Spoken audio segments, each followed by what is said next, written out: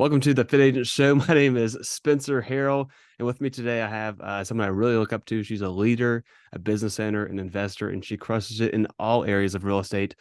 Kelly Ann Harris, welcome to the Fit Agent Show. How are you doing today? Good. Thank you, Spencer, for having me. Thank you. Well, if you don't mind, just kind of start out with like your quick elevator pitch, how you got into real estate and where you are now. Yeah, so I've been in real estate maybe 14 years, exactly at the end of this month, and I'm creeping up on that 40. I'm 39, getting ready to hit 40 next summer. Oh my gosh, I think that's going to be so hard for me. I've been in real estate for 14 years. The Cliff Notes version is I got in and I was drawing unemployment and I was a single mom. And I was selling beer before I sold houses. So I had to like work towards like that beer girl name for a long time. But anyway, so I got in and Mason was 6 months old. Struggled for a couple years in the business, just financially because I was already financially in a lot of debt before I got in because of unemployment and everything. Hit the ground running 3 years into the business. I was the number one agent in my town. So I live in Owensboro, Wow. Kentucky, which is about 100,000 people. And at that time, I was 27 years old and a female in Yeah. a very male dominant industry town. Yep. Um, Still is to this day. So I did that my fourth year in real estate. I was the number one solo agent in the state of Kentucky, doing about 142 transactions Holy by cow. myself. And I evidently was living under a rock and did not know what leverage was or a team was or anything like that. Went to a conference and went on a hike and asked the good Lord to give me some advice because I was drowning as a single mom and in all aspects of my life. And so I heard about this team thing and yeah, did the team thing. And then a year later, got approached by Keller Williams franchise to open the first franchise in my city. So did that. And then I went, the team was doing great. We were doing about 200 homes a year in the hometown. But I went on a journey to just open a bunch of brokerages. And I did that for like the next 3 years of my career, 3 or 4 years of my career, and launched several. We had 13 locations at one time. And yeah, so did that. I was traveling a lot. So then life hit me again. And life said, what are you doing? You are back to where you were when you were doing 140 some odd transactions. So I readjusted my focus and narrowed my focus on launching a platform called Vision Platform and sold a few of my offices. I still have a couple of them just in the state. I wanted to go really narrow. And we will sell a little south of 600 homes this year as Wow. a platform. And we have 4 teams that cover 4 different cities around 3 in the state of Kentucky and 1 in southern Indiana. So on top of that, I'm also an investor. So scaled my investment portfolio as I did that, property management. Spencer, I'm kind of doing everything now because I'm in Yeah. a position where like I just don't sell as many homes. I work with like a lot of investors and long-term clients. So like I get to focus on like being out of the business Yep. more. And so we've launched mortgage, we've launched title, um, just doing things to serve my agents and bring them more value. That's kind of where I'm at right now in my career. Got it. Got it. Well, that's an amazing 14 years so far, that's for sure. I kind of want to circle back to that whenever you were hitting 142 transactions in a single year. I feel like that's the kind of production of like a 10 agent I know. team. So what were you doing to hit those kind of numbers whenever you're hitting 142 transactions in one year? You know, I did not have anything. Like I was at a Remax and that was, let's see, 2013, 14. Like that was before all these CRMs. That was top producer days. Um, and I just was doing it based off my creativity. Like I remember having a million postcards in my um truck or whatever, and I'd write down who called me.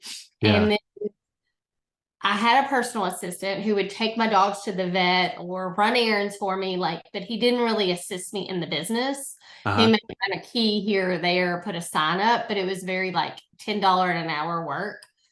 I really was just good at relationships. And I did a really good job because we were in a small town of I could keep I could keep like who's thinking about selling and I could piece together a lot of dominoes. Got it. Um, Got it. but it's wild because I didn't have a database. I didn't have a Yeah. CRM. I did all this with a notebook, paper, and in my head.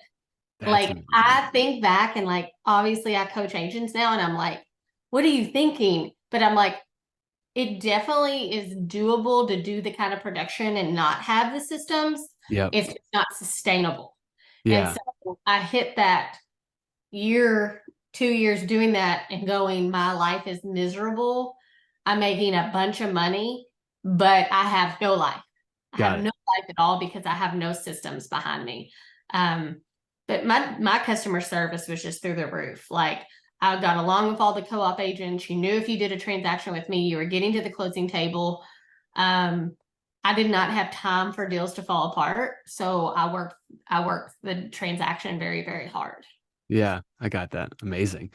So when it came to, obviously, it sounds like you couldn't sustain that 142 for so long before you needed to, I guess, put in leverage, or was it systems that kind of came first?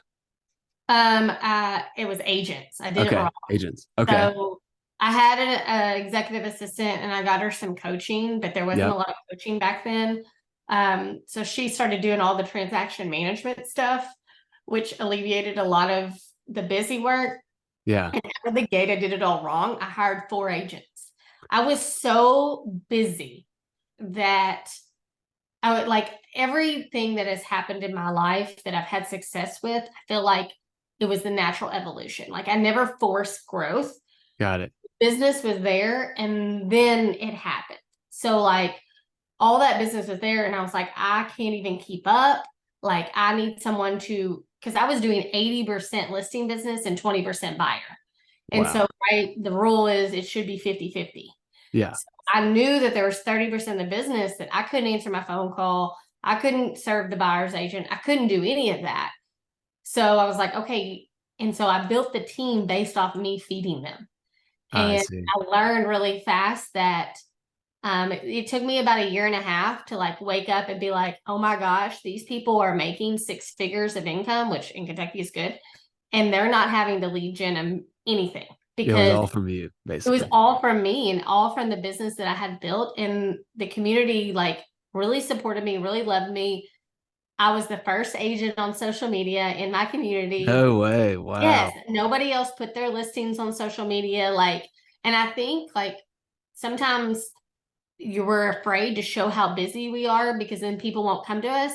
Yep. People knew I was that busy and they wanted to do business with a busy person, with a Yeah. successful They want to be person. a part of something that's successful. Yeah. Yeah. So, I'd put everything on there and everybody be like, call Kelly, call Kelly, call Kelly.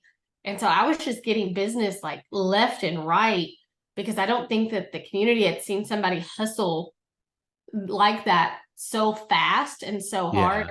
Yeah. I already had a little bit of a reputation from giving out free beer for 5 years of my life. Yeah. So, but everything just happened naturally. And then I obviously figured out how to structure my team correctly and got a coach. And so for about 3 or 4 years, the team stayed around 200-ish transactions. Uh-huh. Um, and then now we're hitting the 300-ish. You know what I mean? It's taken us a lot. We have 15% market share. So that's kind of why we Wow. started expanding because Yeah. at some point, like we want 25%, that's our goal. But Uh-huh. you know how hard it is hard to get that last 10%. Yeah, It's like because you got so many people fighting for that for their yeah, and it's 75%. Yeah. it's like losing that last 5 pounds of weight. You know what I Yeah. mean? That's what I Yeah. always say. It's like getting this last bit of like I'm gonna have to triple my agent count just to Yeah. get to 500 homes because Yep. there's like 1,500 homes that are sold in our county a year. You know, That's amazing. And you already have 300 to 400 or so of those. That's crazy. Yeah. Yeah. Wow. In that town. And so the town next to us, Bowling Green, we'll hit probably like 140, but that town's a lot bigger. And then Evansville will probably do 60 or 70 homes in that. Yeah. So going to the neighboring ones so that I can drive there and be home is also something I've learned. Yeah.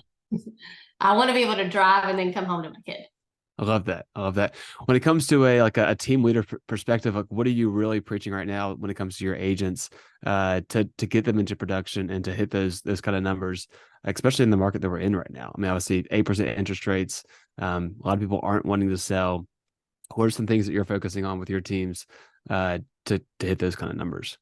So a big game changer that I've done since I do have multiple leaders is I'm meeting with my leaders every single month. And so if I was a leader leading agents, what I would do is meet with your people once a month and make sure everybody's in alignment. Hmm. Went really deep on our systems and procedures in our CRM this year, and started tracking everything from the open houses we did to the direct messaging that we get off social media to is everybody on a smart plan, is like we use Chime, so is everybody on a Hmm. smart plan, is everybody on a property alert, because I had in my hometown team I have over 22,000 names in a database. Yeah. Yeah. So we moved from one CRM to the other, and that AI has been really good for us. But we had to like kind of go back to the basics of getting everybody back on our site, back visiting. So that's kind of what we dialed in. And then on our teams, what we did was if you don't show up for lead gen, which lead gen's 3 days a week, Hmm. for 3 hours a day, just 3 days a week, that's all we ask. Yep. Any other job, you would have to come in. Pretty reasonable. It's crazy that agents don't want to lead gen, but Yep. you better lead gen in this market. So if you choose not to come in, then you're off leads. You can get into the database and work anything off the website, but any round robin, any buyer, whatever call in, you can't take those if you choose not to participate in lead generation. Yeah, I mean, it makes sense. So that builds in some strong accountability and make sure that I mean they're showing up for the things that matter. I mean, if you're not showing up for lead gen and you're not filling your pipeline, then Yeah. it's not going to be looking good in a couple months. So that's really good Yeah. to And we prioritize. monitor like how many do they have in their pipeline? How many are like we do the whole, we call it pipeline police. Yeah, So we measure everything. Like if it's not measurable, it can't improve. So, and if you don't measure it, it can't improve. So if we're not measuring it, then it's in a metric that's not gonna improve. yeah, it's a good point. Mm-hmm. It's a super good point. So, obviously you got a ton on your plate, and you've had it seemed like you've always kind of pushed the limit from day one. What would be some tips that you have for the moms out there that they're either getting started in real estate or been in real estate for a while and trying to find that balance, especially now with the market kind of contracting a little bit and still finding time for their family, time for their kids, but also still being highly productive? So I want my kid to wake up or to grow up and be like, my mom was always there. Yeah. Now, reality is I go to conferences, I spend time in education to give me more freedom. I'm on this freedom path, right? Um, so what I do first always is I put my son's schedule on basketball, baseball. We're on 3 different teams. I'm a taxi in the afternoons. I love being a taxi in the afternoon. It brings me Yeah. joy of all those kids. Like everybody's like, well, like, we'll just carpool. I'm like, I'll do all the carpooling because Okay. I like that. I like being able to take him and be there and be for him. Um, Even if we don't get to chat very long, like I always want him to know that mom is busy with her running her profession, but mom is always there. I love that. So he comes, obviously I'm a believer of faith. So the Lord, my son are on my calendar before all things. Yeah. Then obviously me time. Like I have to have a couple solo trips. I have to have a girls trip. Yep. I've got to have some time for myself. So that's on my calendar. So my big rocks are first because if I don't take care of my faith, I don't take care of my son, I don't take care of me, I cannot serve my clients or my agents. So, Certainly. and I take Fridays off. Fridays Okay. and Thursdays kind of like, what do I want to do? So I would recommend kind of narrowing down your focus to where Mondays and Tuesdays are like a lot of my meetings, a lot of my follow-ups. Wednesday, I'm doing some kind of training, which I'm in a different journey. But if you could just hammer in 3 days of work a Hmm. week and Yeah. be crystal clear focused from as soon as you drop your child off till your child gets out of school, and do 20-minute sessions, whether that's lead gen, whether that's follow-up, and just do 3 days of that. Yeah. And Thursdays and Fridays and Saturdays are for whenever your client calls. You'd be surprised by how much work you'd actually get accomplished, because I mean, my Thursday and Fridays are whatever I decide to do. Uh-huh. Monday, Tuesday, and Wednesdays are my work days. I come into the office, I act like, or I work from home and I act like a typical employee. The problem is we get into this and we want all this freedom, Yep.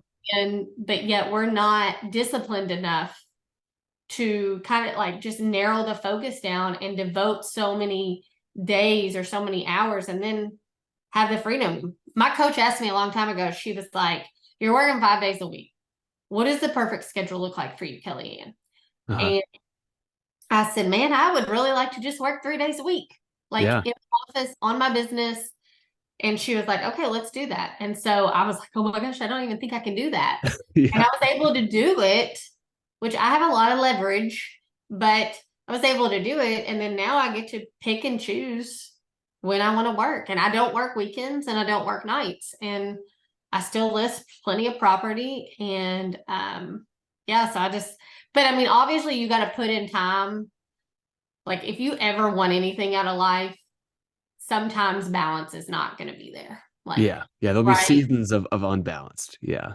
Yeah. So yeah, so there's going to be a lack of balance at sometimes. I think the goal is to like there's going to be seasons of unbalance, but how can you actually, what does the perfect balanced week look like, and strive Yeah. towards that.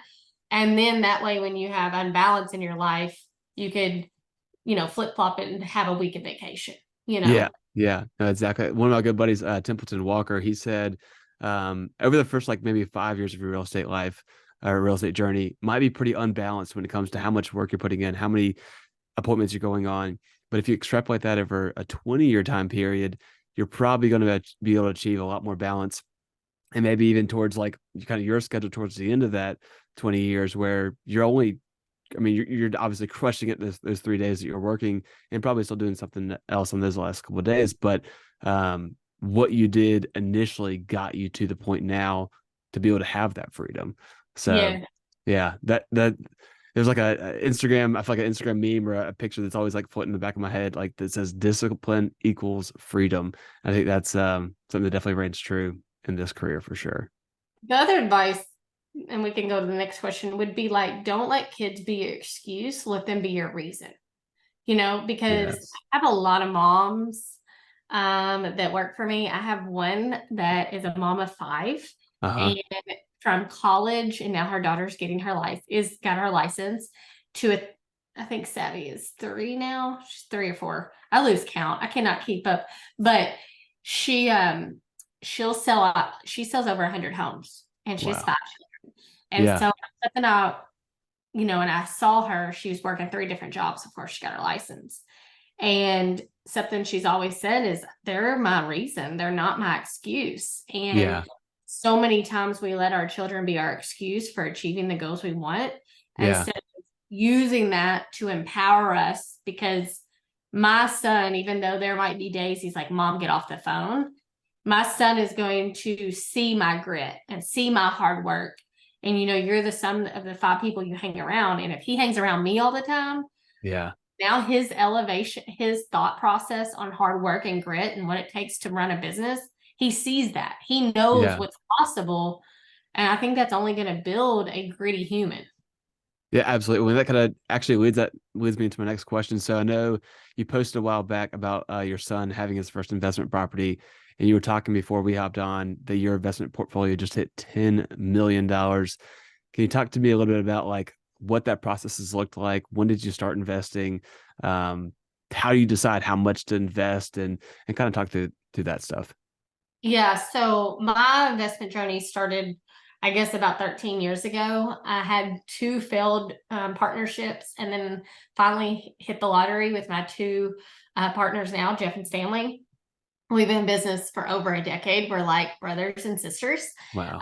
We are around the same age, um, roughly. And so we have a lot of the same ambitions and the same goals of wanting to live off of our portfolio. So I would also encourage you to make sure that your partners have the same ambitions and goals that you do, or Yep. you're never going to be in alignment, you know. Absolutely. And some people are very cash basis investors, which is fine. And we're okay having debt. We're okay using other people's money and doing, equity lines to purchase properties, fix them up, and then refinance them, right? Yeah. So I think it's important to figure out people's thresholds on that. And we've always been the sky's the limit. So we've never been like, whoa, we don't want to do that. Like we're like game on. The other, so I literally, it felt so slow for so long because I really only put like 5 grand into my investment portfolio in the beginning. And I just kept like using the equity to keep buying more and buying more. And then up until like the past 2 years, we've been injecting cash because we're all a little bit more financially stable. That's when it's really, really taken off. And you've seen that like hockey stick Yeah. um, go. So like, don't ever compare yourself to other people that have been doing it for a long time because it is a very slow ramp up, like really like the first 8 years, unless you just have a bunch of cash. If Yeah. you're trying to live and invest in businesses and live a good life like that, it takes a little while. Like just don't forget that you're in this for the long haul. You're in this for the 20 to 30 to 40 years down the road, depending on your age. And it's not something that's going to be done in 5 years. You're looking at the Exactly. 50, the Yeah. You're 20, playing the long like, game. Yeah. yes. And I think sometimes people fail to jump on properties because they're like, oh, well, that is only cash flowing me an extra $150 or $100 a month. Well, yeah, it may be cash flowing you that today, but in 15 years, that sucker's appreciated twice, Yeah. double, Yeah. and it's paid off Yeah. and it's bringing you in this. So if Yeah. you're playing the long game, who cares? Because you're Exactly. just looking at the short game. That's a So, great point. um, for my son, he is 14. He bought his first investment home when he was 13. Wow. Uh, it was a house I went to list, and the lady's son was an alcoholic, and she wanted a buyout price. And it was really hard for me not to be like, I'll take it. But Yeah. my goal for him was to purchase his first home at 13 Uh-huh. because I calculated the math. And my friend had told me about this, and I had thought, well, this will be great because I won't have to really save for college if he doesn't get an academic scholarship or a sports scholarship. I'll Sure. be able to take the equity out of that to pay for Yeah. his college. So he saved up the money through just random things, either, a Christmas present, $500 here or there, Yep. 1,000 bucks here or there that maybe I injected into it. And then I put him on payroll when he was 13 to get the tax Yeah. advantage. And what that did was started to build it a little bit faster. I think I had like 4 months in there.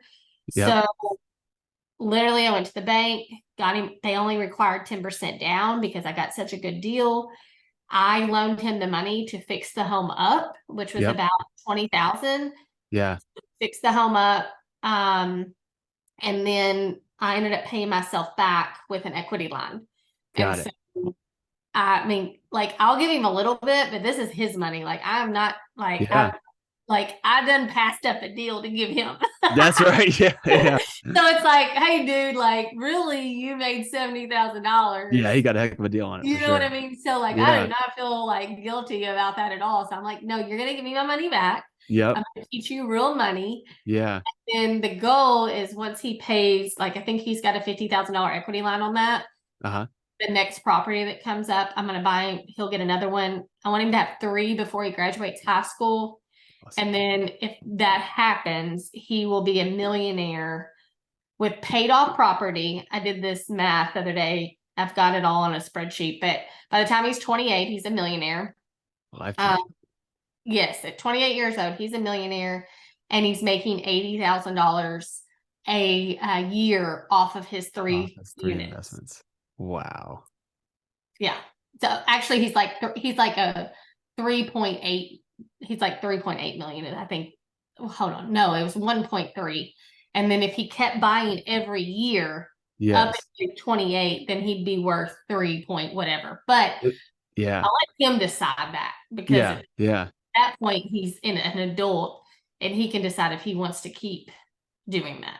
Now, what kind of price point is he getting in at? Like, what kind of properties is he buying? So he paid 155, which I mean it's in my name until you turn 18 in the state of Kentucky. Yeah. He paid 155 and we had 170, maybe 75 in it, and it's worth two and a quarter. Wow. So That's great. um, hopefully find that was a pretty good slam dunk. I didn't realize it was gonna turn out such a slam dunk whenever I made him the offer. But yeah, I mean, and he doesn't quite understand everything yet, Yep. but I am like keeping track of his bank account, all that kind of stuff. Um, and he does get paid by the business from me. You can pay your kid $12,000 and it's tax free. So Yeah. Yeah. that'll go in there, and then that'll be even more money he can kind of pull out to buy some more. I love that. I love that.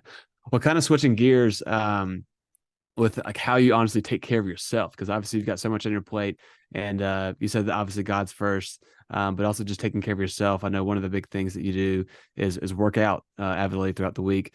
You've got one of the sweetest gym setups I've probably ever seen, and I definitely got a lot of envy for that. But can you tell me a little bit about how that your gym kind of setup came about? And it seems like it's been something that's kind of been in the back of your mind, or something that you've envisioned for quite some time. Yeah, so they always say like I read something the other day, like maybe it was Alex Hermosi that posted it, and it was like find a gym that's close to you. Like if you Yes, don't he think just you're posted gonna that do, like a couple days ago. Yeah, yeah, and I mean like I have really found value in having a home gym, but yeah, I've got about it's a CrossFit gym, so there's a little bit of money tied up in that. yeah, Um, I think I've only got like though $15,000 in it. Like it's not as bad as you think. And I mean, yeah, we go buy fancy cars and yep, vacations and all this stuff, and we can't put that kind of money into a nice gym. Like yeah. so I did build that. I built that right around COVID, Okay. and our CrossFit gym was making us wear masks.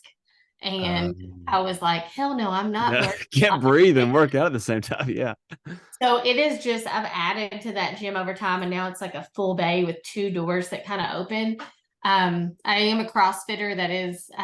I intend to get in there at least 4 days a week. yep, I have found my one of my good friends, Natalie. She's coming over this afternoon at 4, and we'll do our workout. Having an accountability partner. yes, She comes over a lot. I've got my son into CrossFit now. He just started his CrossFit journey. So that's cool. I've always dreamed that he would use that gym too. So that's awesome. yeah, But the cool thing about having it at your home is you have no excuse. Like yeah, you want to feel bad about not getting in the gym, try having one out your door and then justifying that in your head why you didn't get in there.